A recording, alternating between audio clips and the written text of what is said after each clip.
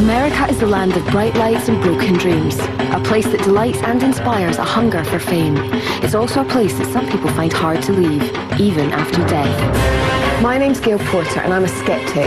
My name is Chris Fleming and I am a sensitive. It's my mission to investigate alleged sightings and hauntings of Hollywood ghosts. A sensitive can detect paranormal events beyond the range of the 5 senses. I wouldn't say I'm a non-believer, but I'm definitely a skeptic. Together, our mission is to investigate the dead famous. Our search for Hollywood's love goddess, Rita Hayworth, would take us from the silent movie theatre where she dated Orson Welles. Oh, see that? What was that? To the notorious Max Factor building, where her iconic image was forged. There was blood. There was blood involved. And finally to the Palace Theatre, where a young Margarita Cancino first glimpsed the dancing stage that would propel her to Hollywood stardom. Please move forward and affect this. What's wrong? Something touched my eye. Oh my God. I saw it again. Oh my God. Holy.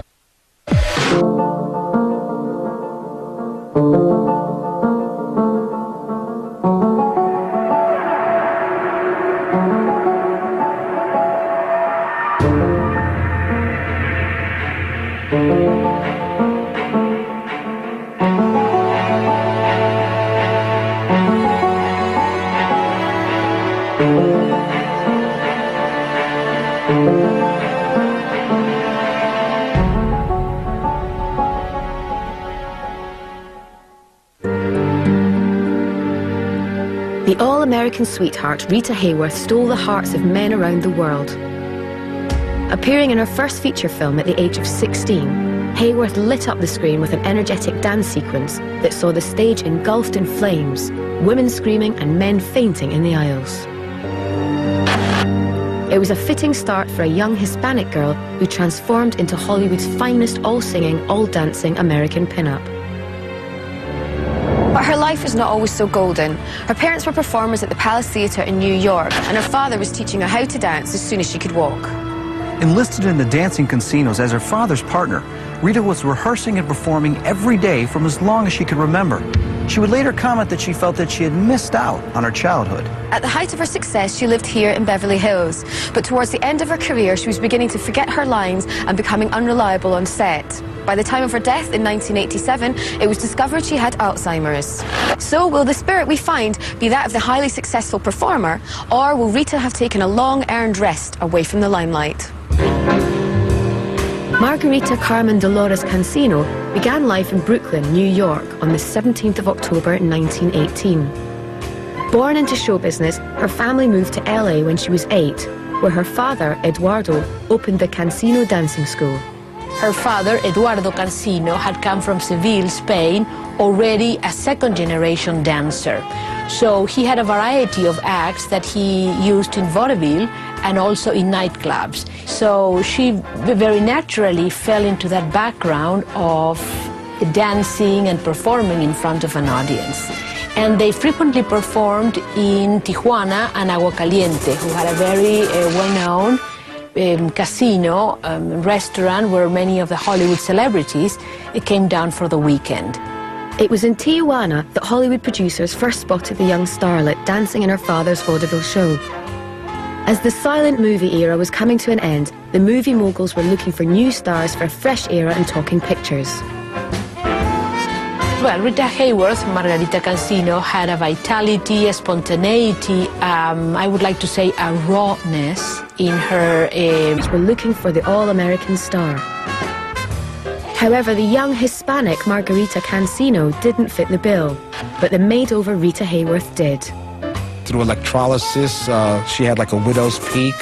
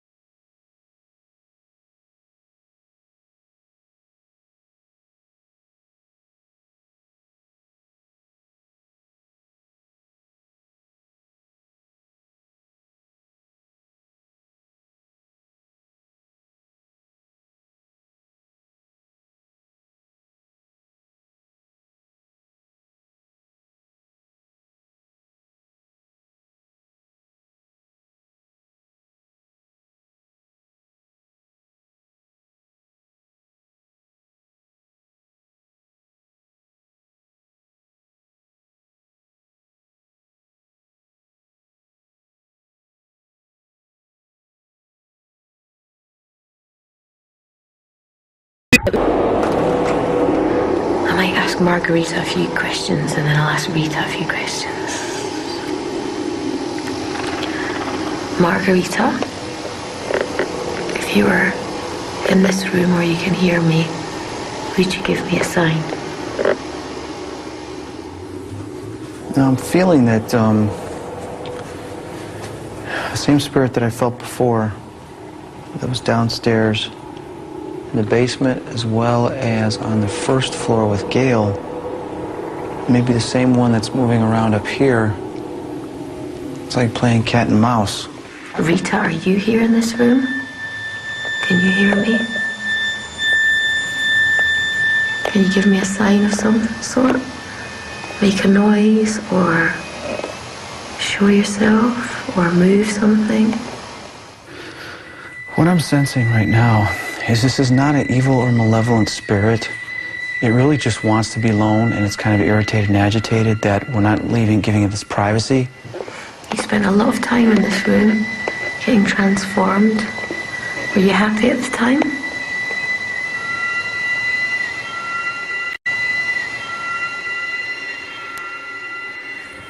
I have not felt Rita Hayworth's ghost, but I have felt her energy upstairs. Do you still think of yourself as Margarita, or did you completely change into Rita along with your image?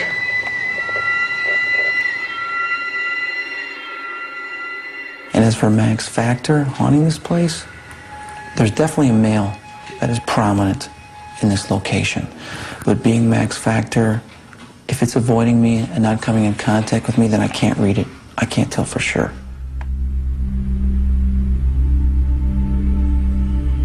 Considering the enormous transformation that Rita Hayworth went through in those makeup rooms, I left the building disappointed that there was no remnants of the sultry superstar.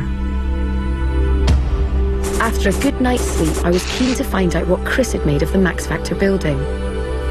Did you pick up anything paranormal? Did you feel any hot spots, cool spots, anything like that? It wasn't active.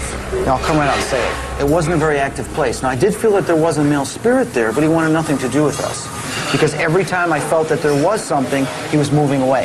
I think historically, that building was amazing for us, just to learn a bit more about Rita and see who she was when she started off. But it just didn't do it spiritually for us, I don't think. It was clear to me that our investigation needed a change of focus. If we couldn't find Rita Hayworth, the red-headed love goddess, then maybe we needed to go back to her natural roots. Rita Hayworth's obvious talent was dancing. And even when you see a musical comedy of the 40s, she comes really to life when she dances.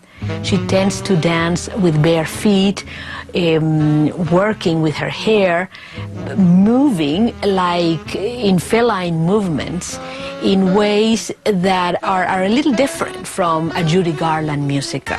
You're watching a Rita Hayworth film, and you're always watching Rita Hayworth.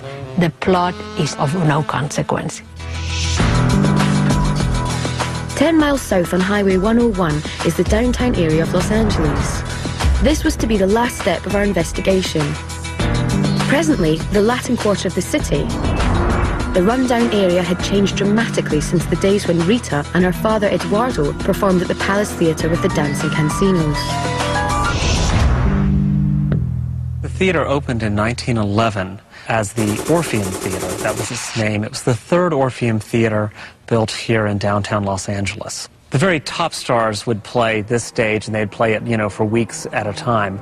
Some of the people that we know who played here include the Marx Brothers, W.C. Fields, Bob Hope. Houdini used to play here. It's said that he used to keep an ambulance parked out front just in case. The Palace Theatre was the West Coast's major stop in the variety cabaret that was vaudeville. Among the singers and magicians, the Dancing Cansinos, including the young Margarita, were at the top of the bill. I found this lovely playbill from 1923 that showed that Houdini was playing here, but also the Dancing Cansinos were playing here. So we know that she was here because she was traveling with her family at that time and probably was part of the act, even though she wasn't listed as the four principal dancers. I don't think it's that far a stretch to imagine that if she wanted to come back to a place that she probably had fond memories of, a place that she loved, her spirit might wander through.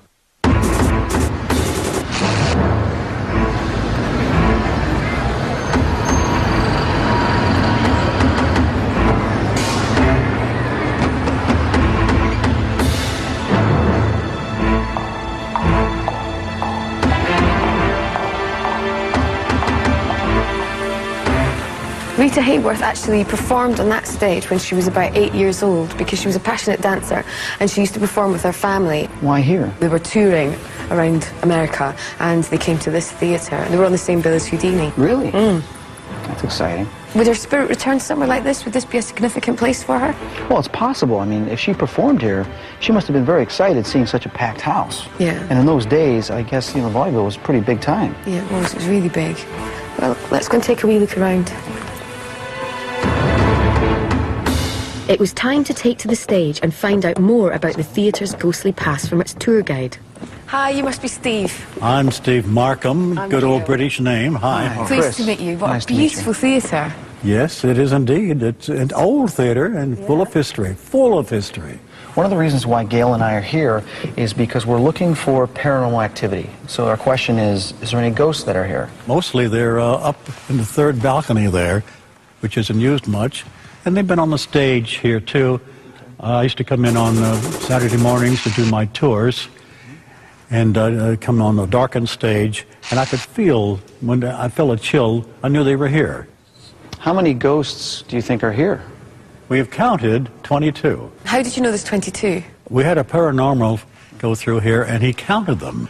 We went up the dressing rooms up there, and he looked down, and he said, oh, 22 people looking at us up here. Would you mind, because we want to do an investigation around here when it's darker, would you mind if Chris and I did that later? Well, of course, you'd be very welcome. Thank you very much. Let me know what happens. We will do. Good.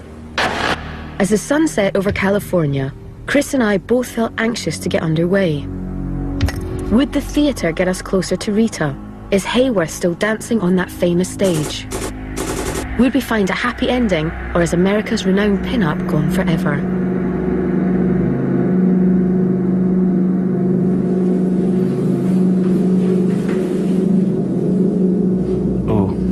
Feeling it right by me, Gail.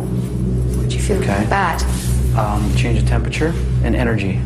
I felt energy just shift, just change as it came towards me. I wouldn't say it's evil. I would say it's unhappy.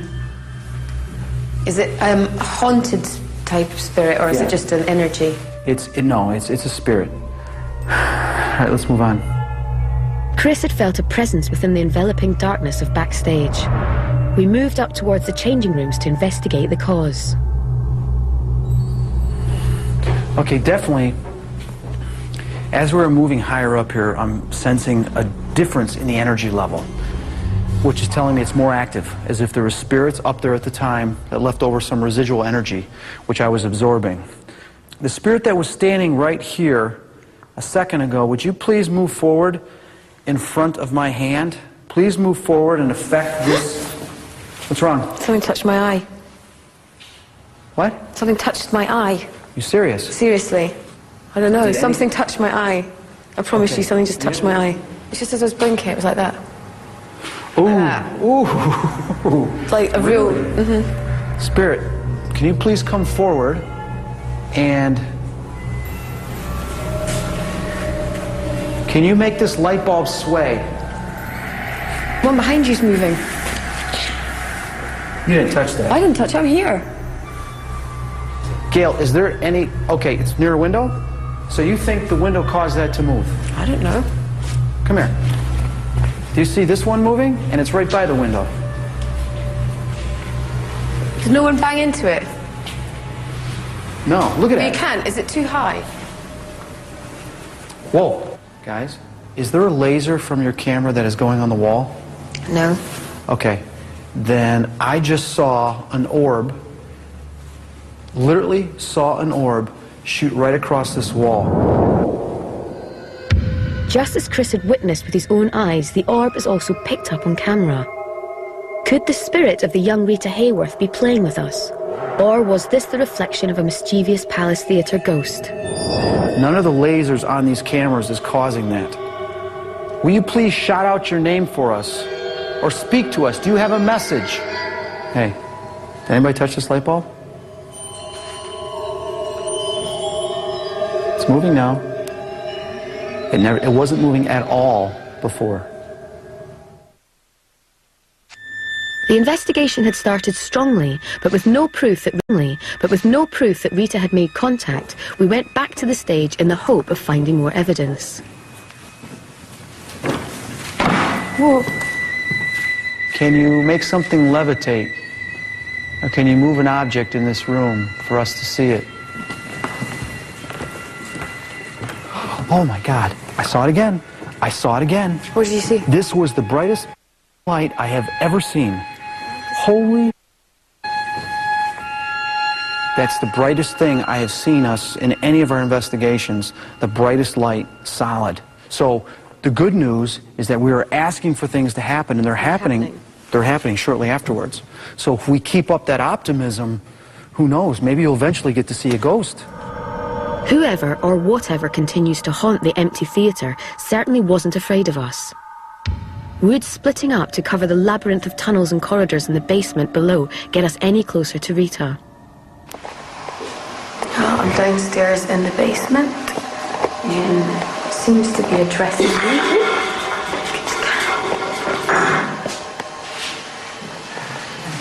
It's so quiet down here.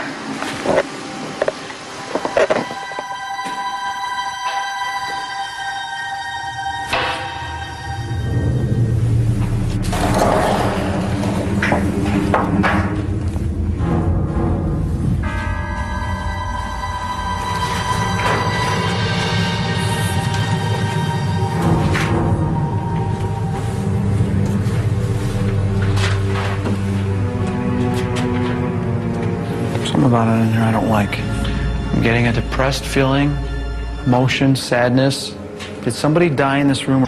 But whenever he died, they then found, you know, in his workspace 4 or 5 sets of remains that he hadn't gotten around to bury yet, that stayed here in the theater and might still be here. From its origins as a place of entertainment, we had witnessed a much darker side to the Palace Theatre. We returned to the same stage that Rita Hayworth once graced in an attempt to summon her spirit through a Ouija board. I had invited PhenomQuest, a specialist Ouija board group, to hold the session. Parapsychologist Pamela Heath was here to offer the group protection, and I was ready to confirm or disprove whatever occurred. Is there anybody here in the room with us right now?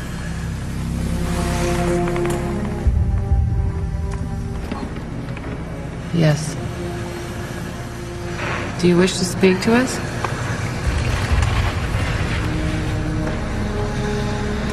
No. Who are we speaking to right now?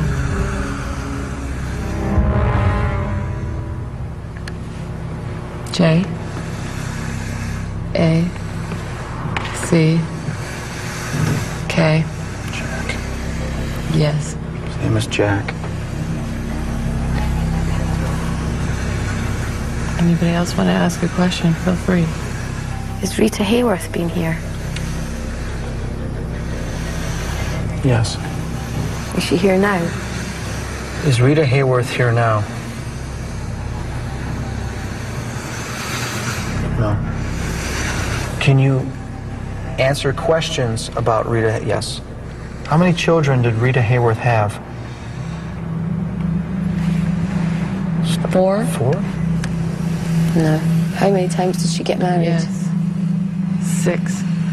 Yes. Are you guessing? Well, he's guessed all of them wrong so far, so... Yes. He knows that.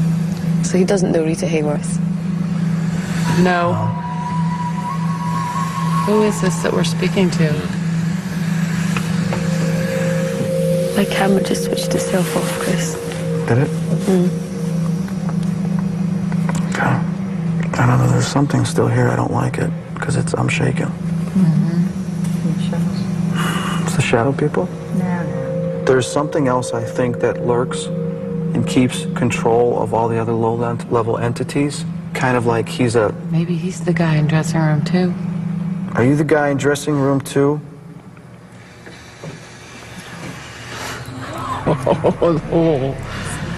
He wants us to go down there. Yes, I know, he does. We got to go down there. Yeah. Because if something's going to happen, we got to go down there. The ghost hunters had previously felt a dark presence in the basement. We headed down to dressing room 2. Will you speak to us? Cast your voice. Let us hear you. I think he will come for the board. What? He'll come for the board because he'll see it as an opening. Right. Will you show yourself to us, your dark form? No. Why not? No. B. E. Have. N. O. C. A. R. E. Yes. Have no care. Have no care. What? Are you saying that I don't care about you? You don't care about us? Yes. Okay. Are you the reason the other spirits were running away? Do you want to move on to the other side? No. Are you afraid to move on to the other side? No. Do you want to be forgiven? Yes. Of course you do. Everybody does. There are people that are waiting for you. There are people that are now calling for you. Now, feel what you have deserved this whole life, what you have been afraid to feel because you didn't feel you were worthy.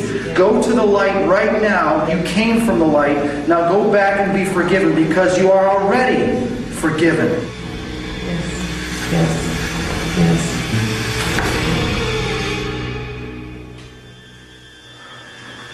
Goodbye. It's gone. The Ouija board session had reached a dramatic climax, and it seemed appropriate to end our search for the spirit of Rita Hayworth here. It was a disappointing end to what had been a fascinating journey into the story of a star that touched her generation.